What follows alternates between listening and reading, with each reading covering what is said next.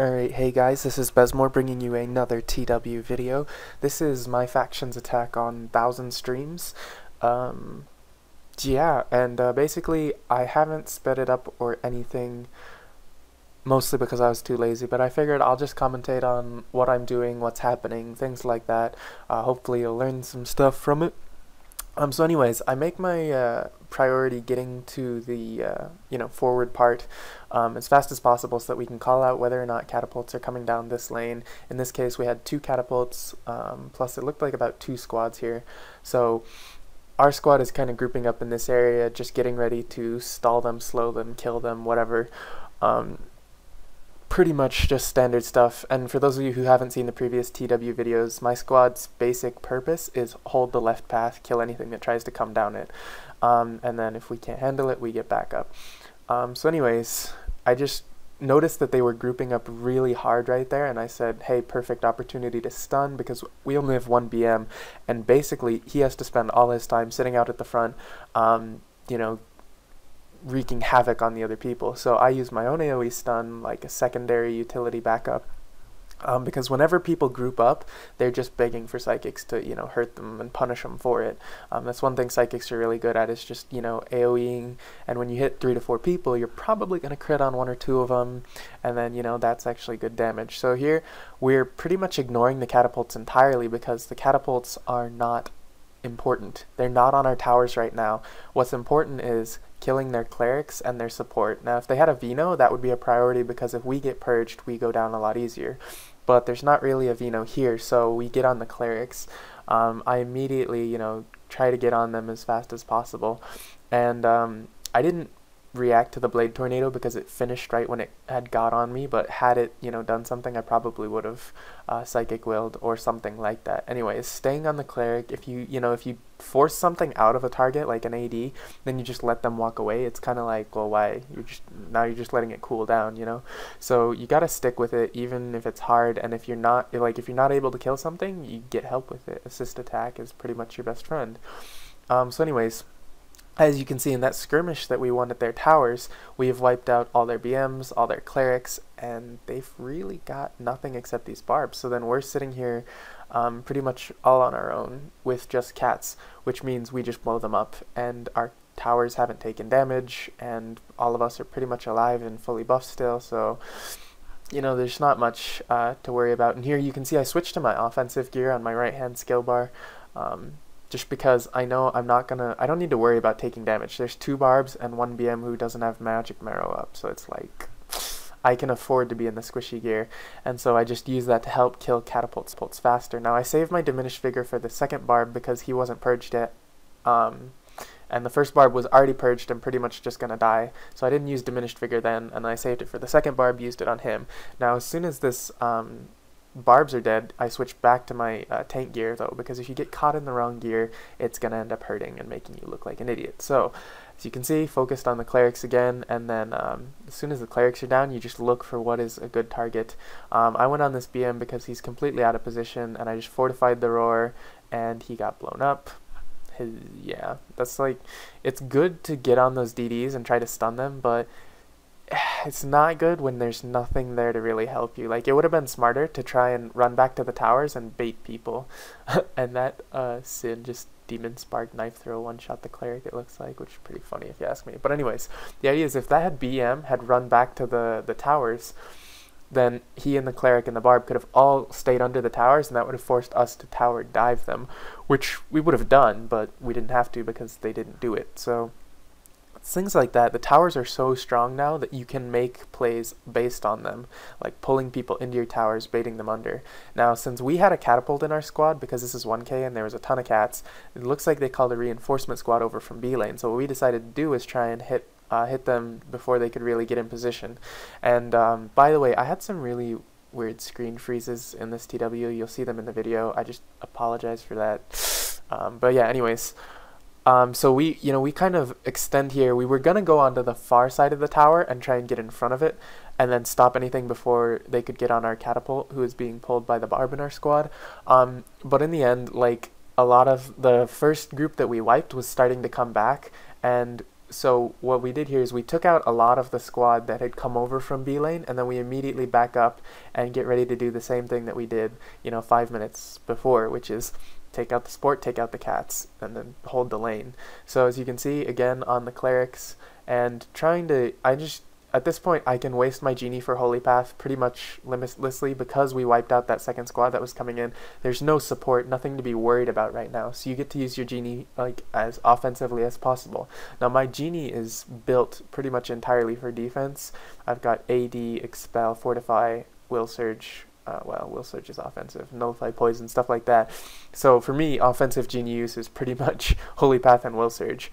But I mean, if you had like Extreme Poison or something, you can always throw that out. It's going to help your squad. You can use Enrage if you have that on your genie. But when there's nothing here that's threatening you, it's like the same thing as switching to that offense gear. Make yourself as powerful as possible to do the damage, to get your job done quickly, because if we push this left lane all the way to their gate, then we can actually push into their base along with our main force who is shoving down B lane right now, and then it just makes our TW stronger. So as you can see here, we're completely ignoring the barbs. Like we've got in our squad we had 2 Sins this week, which was kind of unusual, but there's also a Sin squad that scouts this left path, which is usually 2 or 3 Sins, because this faction generally likes to push the left lane, so we keep our scouts there so we know what's coming down the lane before it comes down the lane. Sorry, that was me tabbing out to Skype in the middle of TW. But anyways, so with all that, I'm just we don't have to worry about the barbs because our Sins are usually just spam CCing the barbs until we clear everything, and then we come back and we absolutely wreck them.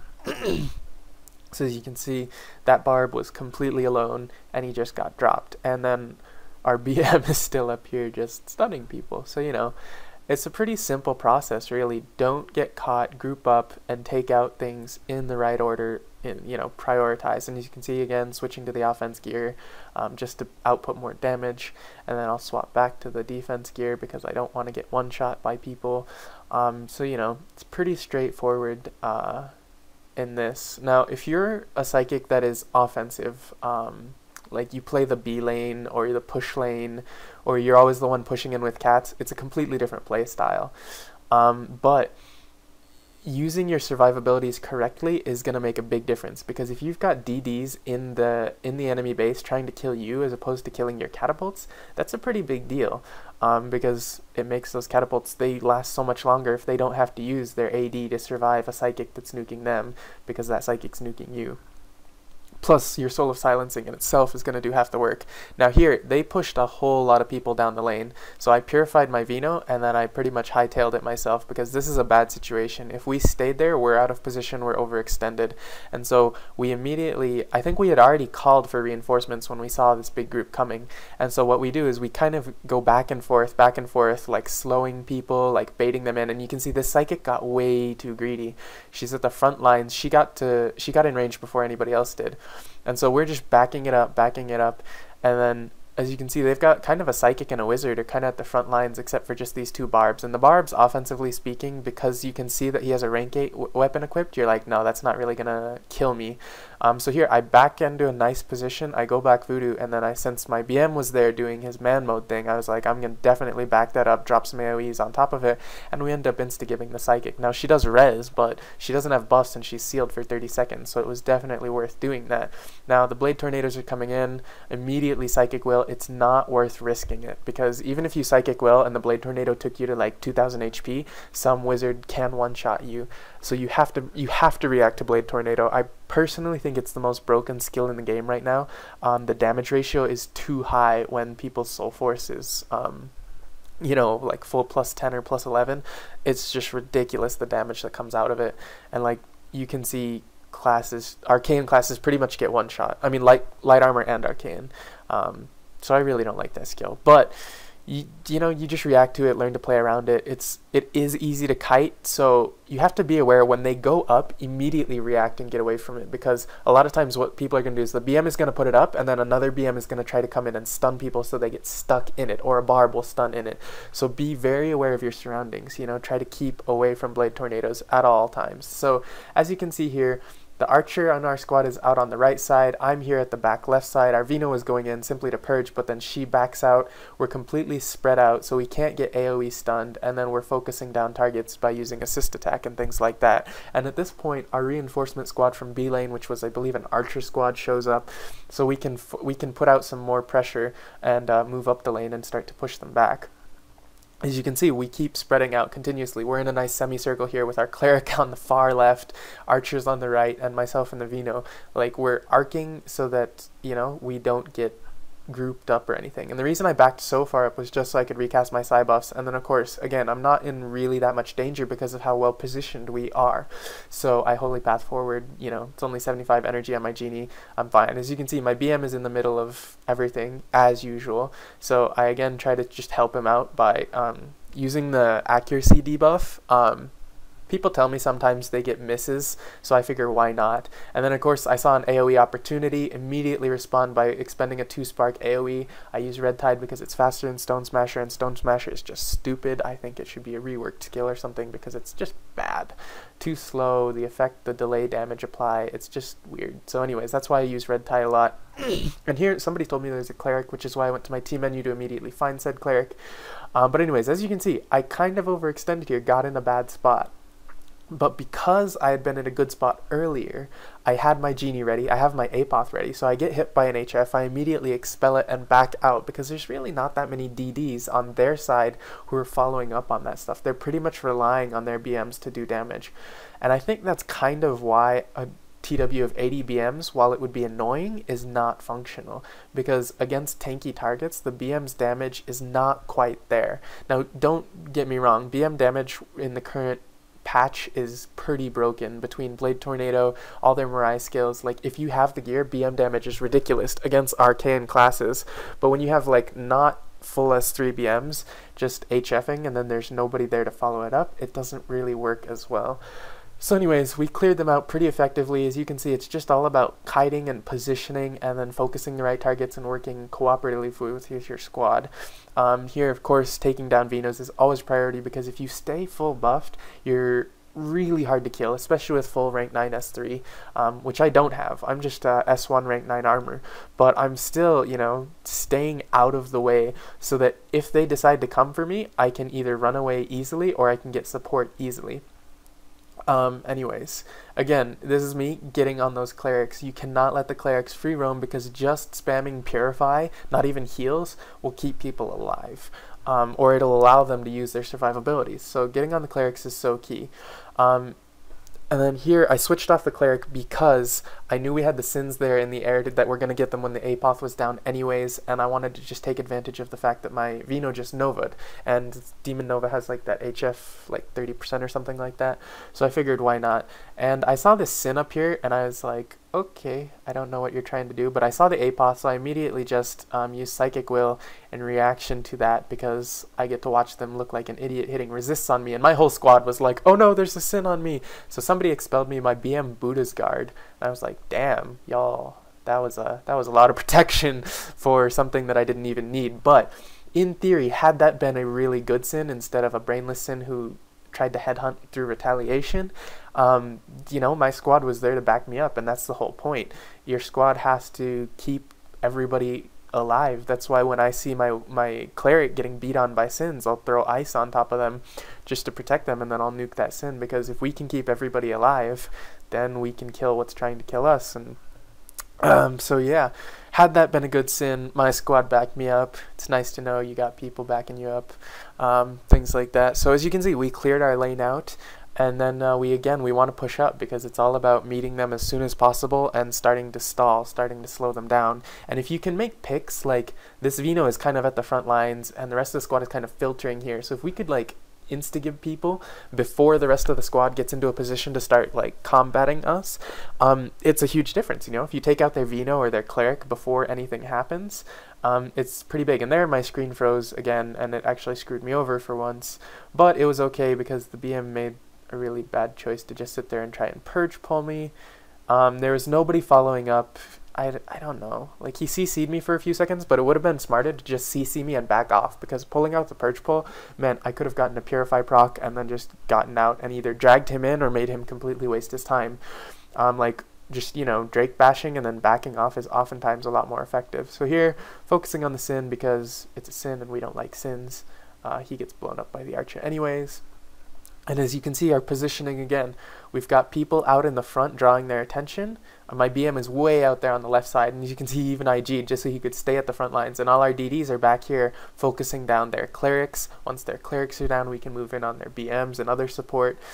And, you know, just stuff like that. And here, whenever I see BMs that don't have Marrow up, I immediately try to stun them, CC them. I'll even ask BMs to smack them just so they can't Marrow, and then we can try to insta-give the BMs.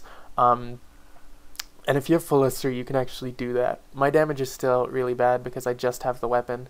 But, you know, there's still a lot of stuff you can do. And here, I saw the Vino Novaing again, so I decided to assist on that because, you know, you're wasting debuffs if they get cast and only one person's hitting on them, especially if it's an AoE debuff. So that's why I kind of switched targets here. And I noticed this BM here was trying to do something, so I fortified, but it turns out he was not attacking me. But it's better safe than sorry. Like, you know, if he stunned me and then a Sin popped out, you know, that would be bad. So he stayed on top of me though, which was good. But this right here, okay, this is a bad thing. I got caught out of position because our squad is all spread out and I'm standing right in the middle of them. If you look on the minimap, there's one BM up in front, but then I'm like the next closest thing. So I noticed I got 3 BMs on me, and he doesn't have a purge pull out this time. He's got his axes on. That means he's gonna go for a kill. So I don't, you know, I don't react by saying, oh, I'm just going to tank this out, go White Voodoo and back. I drop my Apoth and I Holy Path back because I'm not going to get caught. Like, it's better that I burn my Apoth cooldown, burn my Holy Path, back out, get myself in a position where I can affect this rather than get killed, thinking I could have done something. So anyways, here, purged plus, you know, and dead guy. Easy kills. And then back on the clerics immediately. And, you know, it's pretty straightforward, this TW. We just basically held the left lane, and you have to realize this is 2 to 3 squads constantly on the left side of the lane. We have the rest of our faction minus 1 squad, I think, whose job is to hold right path, but that they're all pushing down B lane. So we've got all but 2 squads on B lane shoving, and they're expending 3 squads on this left side, just trying to, you know, push to our base, and they've got like virtually no tower damage in because once their barbs are at our towers, even our Sins, who are just our scouts, are able to take them down. So it doesn't even matter, really. But here, it's just, you know, focus those clerics, call an assist attack, and I think my Archer shows up and purges her, and pretty much she just gets insta-gibbed. And then we go back and kill the Catapult, who's all by himself. So yeah, the other thing is, when they're committing 3 squads to their left and the rest of them are trying to defend on B lane, that means the squad on our side that's supposed to hold the right-hand lane is able to push into base from the right side with all the B lane squads. So that means, you know, pretty much they're kind of overexpending resources on this left side. Like, if they had those, you know, maybe 15 people that were all on left path in base defending, is probably better because they're getting maybe 2 to 3 squads more in base, and the only thing that we get more is that our squad gets to go in base. Now granted, yeah, our squad in base would be good, but they have 2 squads in base, and in base, if they can keep those towers up, then they do have the advantage even if we get more people in, even if like our squad was in base. So, you know, it's kind of a bad decision to try and push when you're on a defense that you're losing pretty much. Like, as you can see, their cats are just not getting any damage done on our towers. And I see this BM like roaming in circles out on that left side, so I'm pretty sure a Blade Tornado is going to come, so I'm kind of holding back a little bit, just trying to pick off easy targets. And again, BM here totally overextended on my right side, but I ignore him because he's not doing anything big, and I want to get that Vino down, and we succeed in that. I immediately react to the Blade Tornadoes by dropping down the Psychic Will, and then just back out of it. Now, the Vino and I kind of get zoned here because of the Blade Tornadoes, but it's okay because, again, it's just, we've got our 2 magic DDs back here, and we're going to focus out targets because it's a Barb and a BM. Like, they're not going to be able to take care of myself and the Vino because as soon as one of them gets purged, we're going to blow them up. So this Barb gets greedy, he comes way too close, and he pretty much gets wrecked by the 2 of us. And then the 2 of us are now free to go and assist in the rest of the battle. So we come up, Now our next DD in our squad is our archer who just got stunned, but then we show up, we protect our archer, and then now that's myself, the Vino, and the archer who can go and keep pushing up in steps, wiping everything in our path, getting back to our BM who's just sitting at the front. So the strategy that we're playing around is basically we've got a nice heavy frontline tank, and his job is basically to keep people off of us so that we can focus down the right targets and press up the lane, and it works pretty well, as you can see from this video. We have a random archer here apparently. Anyways, so yep, just focusing down the targets that are left on B lane, and at this point I think we were on our second, like we had taken down almost all the towers in their base, so they were just grouping up on B for final pushes, and I got this crazy graphics lag, as you can see. I was just like, what's going on? Why is my screen frozen? And then it unfreezes a few seconds later and everybody disappears. Anyways, so yeah, it's a pretty simple strategy to kite back, and then as you're kiting back, you just, when people overextend, you blow them up, and then you push backwards, like you push forwards, and just take down priority targets or whatever's out of position as you move up, and then eventually you'll push up to your tanks who should be at the front, stunning, HFing, blade tornadoing, whatever it is, doing their job. Now, the situation, say if it was reversed, right? Like our squad was getting pressured by their entire faction, like say 60 people were coming down this left lane. Now, we don't want to fight that anywhere on the lane. Like we would get completely wrecked. We have to fight that at our towers, and when you're fighting at your towers, that's kind of like fighting on the offensive B lane push. You need to play a little bit differently, because if their barbs are sitting on your towers and you're just blowing up their barbs but they're just getting charm ticks and not dying, that's a really bad situation, because eventually those towers are going to go down and then you can't fall back to them. You have to fall back further, and that's kind of how you win a TW, is by pushing people back. So when you're at your towers, you have to play a lot more offensively. It's worth tide spiriting, triple sparking, and just trying to blow up their backline, the people that are sitting behind the catapults but are keeping them alive. If you have the capability to drop their BMs who are rushing in under your towers to keep you CC'd, then kill them. Because if you kill out their BMs, then it's easy to hit the people at the backline, because the barbs who are sitting there with the tower amp on them are not going to try to kill you unless they're stupid. So if you can wipe their BMs out when they're under your own towers, do it, and then focus out the backline, and then focus out the barbs. That way, you know, you're going to try to keep your towers alive and apply yourself as much as possible. And like I said, it's worth dropping stuff, because fighting under your towers is the best opportunity that you're going to have because of how much amp they get. Plus, like, you know, squishier people are not willing to come diving under your towers to kill you without APOTH. So if you're throwing out your APOTH and throwing bombs at them from your towers, you know, you're discouraging that push altogether. And it takes people who are brave and strong to tower dive you. And not a lot of people are willing to do that, which is why sometimes pushes get stalled in TWs.